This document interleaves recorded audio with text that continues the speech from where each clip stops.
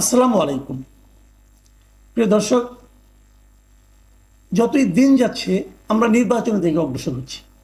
আর যতই আমরা নির্বাচনের দিকে অগ্রসর হচ্ছি ততই যেন দেখছি যে নির্বাচনে যারা অংশ নিচ্ছেন সেই দলগুলোর মধ্যে যে আপনার অভিযোগ পাল্টা অভিযোগ, অনেকটা আমরা কাদা ছোড়াছুড়ির মতোই মনে করতে পারি। এই ধরনের অভিযোগ পাল্টা অভিযোগ আমরা দেখতে পাচ্ছি এবং সেটা ধীরে ধীরে তীব্র থেকে তীব্রতর হচ্ছে। আপনাদের মনে আছে যে কিছুদিন আগে, এই কয়েকদিন আগের কথা বলছি, তথ্য বিষয়ক উপদেষ্টা মাহফুজ আলম একটা অনুষ্ঠানে গিয়েছিলেন এবং সেখানে যে উনি বলেছিলেন যে কিভাবে প্রশাসনের এবং বিভিন্ন প্রতিষ্ঠানের শীর্ষ পদগুলিতে, গুরুত্বপূর্ণ পদগুলিতে বিএনপি এবং জামায়াতে ইসলাম তারা দখল করে নিয়েছিল। এটা কিন্তু উনি বলেছিলেন, একদম স্পষ্ট করে বলেছিলেন যে তারা কেমনে নিয়ে গেছে। গুরুত্বপূর্ণ পদ কি? বিভিন্ন সচিবালয়ে বিভিন্ন গুরুত্বপূর্ণ পদ, ডিসির যে পোস্টগুলো সেগুলো, অথবা ইউনিভার্সিটির বিভিন্ন পোস্টগুলো, অথবা নানা ধরনের সরকারি প্রতিষ্ঠানের যে পোস্টগুলো সেগুলোতে নিজেদের লোককে বসানোর একটা প্রতিযোগিতা ছিল। এবং সেই প্রতিযোগিতায় কে জিতেছে বলা বড় কঠিন। এই কারণে আমি দুদিক থেকে অভিযোগ শুনেছি। অনেকে বলেছেন যে বিএনপিরা বেশি দখল করার চেষ্টা করেছে ওই চাঁদাবাজির, যেখানে টাকা নগদ যেখান থেকে ইনকাম হয় সেরকম জায়গাগুলো, আর জামাত স্ট্র্যাটেজিক্যালি অগ্রসর হয়েছিল। এরকম কথা শুনেছি আমরা বিভিন্ন সময়। এবারে আমরা দেখলাম নির্বাচনের আগে, নির্বাচনের সময়তে পদগুলো খুব গুরুত্বপূর্ণ। কোন পদে কে থাকবে, কীভাবে প্রভাব বিস্তার করবে, এগুলো কিন্তু খুবই গুরুত্বপূর্ণ। এবং এই জন্য এই পদগুলিতে কে কোনটা দখল করছে এটা জেনে অভিযোগ পাল্টা অভিযোগ। আমরা সর্বশেষ যেটা শুনলাম আজকে জামায়াতের পক্ষ থেকে একটা কঠিন অভিযোগ উঠেছে, কিন্তু খুব কঠিন অভিযোগ। সেই অভিযোগটা আজকে দুপুরে ওনাদের একটা প্রোগ্রাম ছিল, ওনারা তো 5 দফা দাবি নিয়ে আন্দোলন করছেন, এটা তো আপনারা জানেনই। সে 5 দফা নিয়ে আলোচনা আমরা একাধিকবার করেছি, প্রয়োজনে আরও করতে হবে হয়তো আগামীতে। সেখানে এই যে গণভোট আছে, পিআর পদ্ধতিতে নির্বাচন আছে, এগুলো নিয়ে তারা 5 দফা দাবি তারা দিয়েছে। সেই দাবির জন্য তারা যে মানববন্ধন করেছিল, একটা মানববন্ধন আপনার মৎস্য ভবনের মোড়ে থেকে হয়েছিল। এখানে উপস্থিত ছিলেন তাদের নায়েবে আমির সৈয়দ আবদুল্লাহ মোহাম্মদ তাহের। তিনি সেখানে বলেছেন তার যে অভিযোগটা, যে সৎ এবং নিরপেক্ষ লোকদেরকে বিভিন্ন গুরুত্বপূর্ণ জায়গায় পদায়ন করার জন্য তাদের একটা অনুরোধ ছিল। উপদেষ্টারা কিন্তু সেটা শুনে নাই, বরং উপদেষ্টারা নাকি ষড়যন্ত্র করেছে। ষড়যন্ত্র করে তারা কি বলেছে সেগুলি নাকি তাদের কাছে আবার ভয়েস রেকর্ডও আছে, টেলিফোন তাদের কণ্ঠের রেকর্ড তাদের কাছে নাকি আছে জামাতের কাছে, যে সেখানে তারা কীভাবে জামাতের বিরুদ্ধে, যেহেতু ষড়যন্ত্র অতএব জামাতের বিরুদ্ধে দিতে হবে, যেহেতু জামাতের নেতা অভিযোগ করতেছেন, জামাতের নেতা তার জামাতের পক্ষের ষড়যন্ত্রগুলো বলবেন না, এই জামাতের বিপক্ষে গিয়েছি বলে উনি বলছেন। এবং এই ষড়যন্ত্রের মূল ব্যাপারটা কি? মূল ব্যাপারটা হলো কয়েকদিন আগে আপনারা জানেন যে জনপ্রশাসন মন্ত্রণালয়ের যিনি সচিব, সেই পদে পরিবর্তন হয়েছে। আগে যিনি ছিলেন মুখলেসুর রহমান, ওনাকে এখান থেকে সরিয়ে দেওয়া হয়েছে, সরিয়ে নতুন একজন সচিবকে নিয়োগ দেওয়া হয়েছে। যাকে নিয়োগ দেওয়া হয়েছে সেটা নিয়েই আসলে জামাতের মূল আপত্তিটা। তারা মনে করছেন এই লোকটা বিএনপির লোক।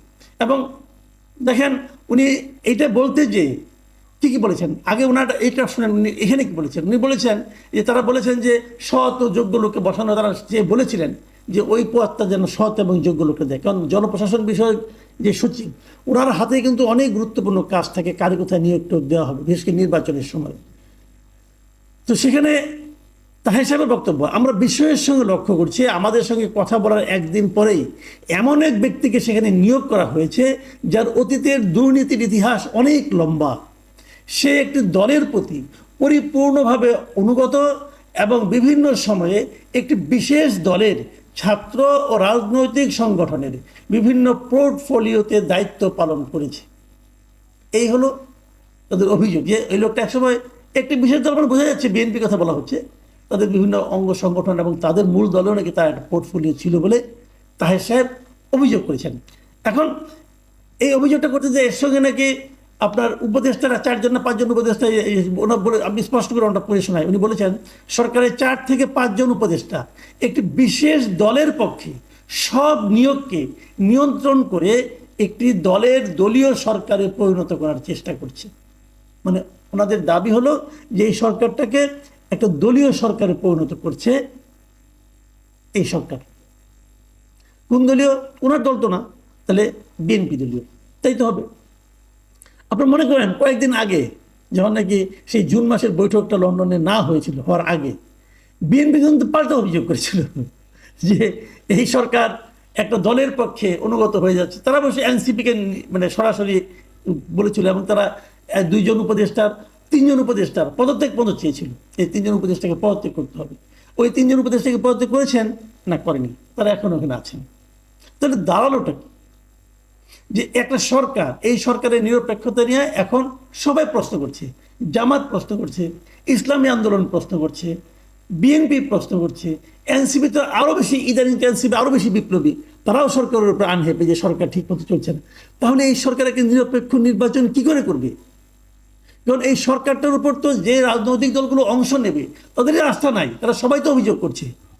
আর যেটা বেসিক কথা তো এখনো বলেই নাই, বেসিক কথা হলো, আচ্ছা আপনারা বলুন, জাতীয় পার্টি কি নির্বাচন করতে পারবে? জাতীয় পার্টিকে এই যে ঐক্যমত্য কমিশন, জাতীয় সংস্কার কমিশন, অমুক তমুক কত কিছু করতেছে, জাতীয় পার্টি, ওয়ার্কার্স পার্টি, জাসদ, এদেরকে কি ডাকা হয়? এদেরকে বাদ দিয়ে আপনি জাতীয় ঐক্যমত্য কিভাবে করবেন? হ্যাঁ, আমি মানলাম যে আওয়ামী লীগের কথা বললে আপনাদের আবার অনেকে জ্বর এসে যায়, যে আওয়ামী লীগের কথা বলা যাবে না, কারণ আওয়ামী লীগকে তার কর্মকাণ্ড নিষিদ্ধ করেছেন। ঠিক আছে, আওয়ামী লীগের রাজনৈতিক কর্মকাণ্ড নিষিদ্ধ করেছেন, তারপরে তো আওয়ামী লীগকে মতামত নেওয়ার জন্য ডাকতে পারতেন। এটা তো রাজনীতি না, তারা তো এই দেশের নাগরিক। আপনি জাতীয় ঐক্যমত্য করবেন, সেই জাতীয় ঐক্যমত্য, ওরা কি জাতির অংশ না? আওয়ামী লীগের কি কিছু ভোটার নাই?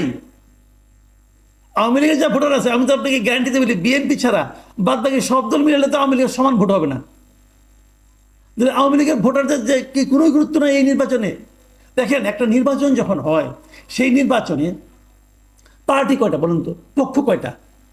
পক্ষ হয়ে আসলে একটা হলো রাজনৈতিক দলগুলো, তারা ভোট চায়, আরেকটা হলো সাধারণ মানুষ যারা ভোট দেয়, আরেকটা হলো সরকার যারা ভোট পরিচালনা করে, মানে নির্বাচন কমিশন বলি আমি এটাকে, নির্বাচন কমিশন যারা ভোটটাকে পরিচালনা করে, আর ওই সময়কার সরকার যারা প্রশাসনটাকে নিয়ন্ত্রণ করে।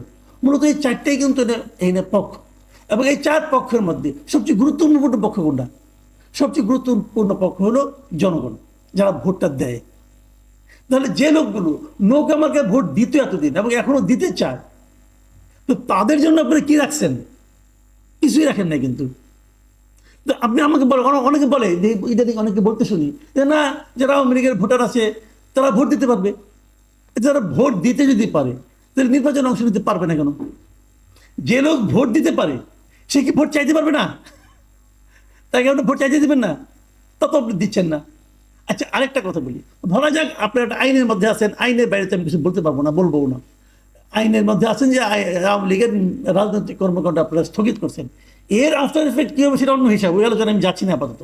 কিন্তু আওয়ামী লীগকে আপনি রাজনীতি করতে দিবেন না, মানে নির্বাচনও করতে দিবেন না, ভালো কথা, দিবেন না। তাহলে আওয়ামী লীগের যারা লোক আছে, যারা নাকি আওয়ামী লীগ করতো, অথবা এখন তো তারা রাজনীতি করতে পারবে না, কিন্তু তারা আওয়ামী লীগের ব্যানার ছেড়ে যদি তারা স্বতন্ত্র নির্বাচন করতে চায়, সেটা কি দিবেন? এটা নিয়ে কিন্তু কেউ কিছু বলে না। সবাই বলে যে আওয়ামী লীগের ভোটাররা ভোট দিতে পারবে, কিন্তু আওয়ামী লীগের ভোটাররা স্বতন্ত্র নির্বাচন করতে পারবে কিনা এই ব্যাপারে কিন্তু কিছু বলে না। আমার কেন যেন মনে হয় এই সরকার তাও দিতে চায় না। কারণ যদি আওয়ামী লীগের কেউ যদি নির্বাচন করতে চায় স্বতন্ত্রভাবে, আমার মনে হয় তাকে মবের শিকার হতে হবে, আমার যে ধারণা। কারণ তারা তো বাড়ি ঘরেই থাকতে পারে না, বিভিন্ন জায়গা থেকে তো খবর পায়। তাদের একটাই অপরাধ, সে একসময় আওয়ামী লীগ করতো, অথবা আওয়ামী লীগের সঙ্গে তারা জড়িত ছিল, অথবা আত্মীয় স্বজন আওয়ামী লীগ করে। এই অপরাধেও তাদেরকে বাড়ি ছাড়া, ঘর ছাড়া অনেক জায়গায় করা হয়েছে, লুটপাটের শিকার হতে হয়েছে। তাহলে তারা কিভাবে নির্বাচন করবে? এমন একটা উদ্ভট নির্বাচনের আয়োজন করে আমাদের সরকার প্রধান বলছেন এটা নাকি ইতিহাসের শ্রেষ্ঠ নির্বাচন হবে। এমন একটা নির্বাচন আপনারা দিচ্ছেন, এমন একটা সরকারের অধীনে নির্বাচন হচ্ছে যে সরকারের উপর আওয়ামী লীগের তো আস্থা নাই, তো নাই, স্বাভাবিক, তারা তো ওদের নিষিদ্ধ করছে, আস্থা কীভাবে থাকবে? আওয়ামী লীগের যারা সহযোগী ছিল তাদের কথা বাদ দিলাম, জাতীয় পার্টি তাদেরও আস্থা নাই। যারা তাদেরকে খুব সাপোর্ট করে তারাও কি বিভিন্ন সময় এই সরকারকে নিরপেক্ষ বলেছে? এখন তো বলছে না, জামাতি তো বলছে না, এনসিপিও বলছে না, ইসলামী আন্দোলন বলছে না, কয়েকদিন আগে বিএনপিও বলতো না, এখন বিএনপি আবার বলে। এখন বিএনপি যেহেতু তাদের সুবিধা হচ্ছে, এখন তারা বলে তারা এই সরকারকে সমর্থন দেবে। কিন্তু এইভাবে যদি হয়, এই সরকারে কি তাহলে শেষ পর্যন্ত একটা অবাধ, নিরপেক্ষ, নির্দলীয় নির্বাচন করার বৈধতা থাকবে? আর আপনারা জানেন এনসিপি এখন তার বিরোধিতা করলেও, এটা নাটক কিনা জানি না, একসময় তো এনসিপি গঠনের ক্ষেত্রেও তো এই সরকার প্রধানের ভূমিকা ছিল। উনি এমন এমন কথা বলেছেন যে সবাই এনসিপিকে কিংস পার্টি হিসাবে বলে। হয়তো কিংস পার্টির সেই লেবাসটা, সেই বদনামটা ঘুচানোর জন্য এখন তারা বিরোধিতা নাটক করছে, এটাও হতে পারে।